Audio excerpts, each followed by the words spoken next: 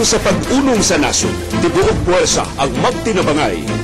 ABS-CBN Central Visayas, nag-alagad sa Pilipino. Patrol sa Visayas, eksklusibo. Daghan pa mga mulupyo sa ilabang Bohol nagdumilit pagbalik sa ilang mga Pinoyanan.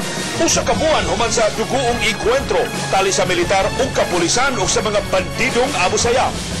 Samtang duha ka tawo kinudahang mga sakop sa Abu Sayyaf giingong nasigpatan sa isla sakop sa lungsod sa Calape. Laing eksklusibo, nagkagubong ang demolisyon sa Barangay Mactan sa Dakbayan sa Lapu-Lapu tungod sa pagsukol sa mga mulupyo. Taktakon ang 15 ka traffic enforcer sa Mandaue human nagpositibo sa drug test.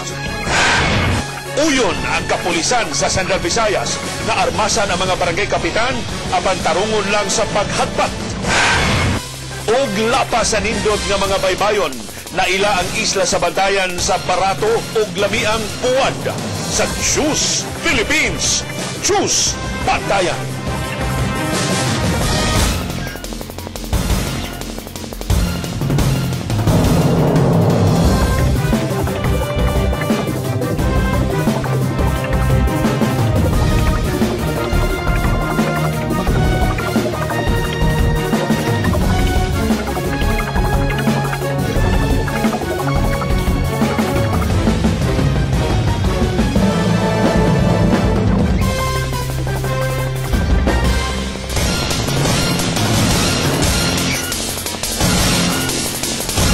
Mayong hapon ka pamilya, ang TV Patrol Central Visayas, mabati live sa DYAB 15-12 kHz sa AM band o makita live sa DYAB Teleradio sa Channel 38 sa Sky Cable.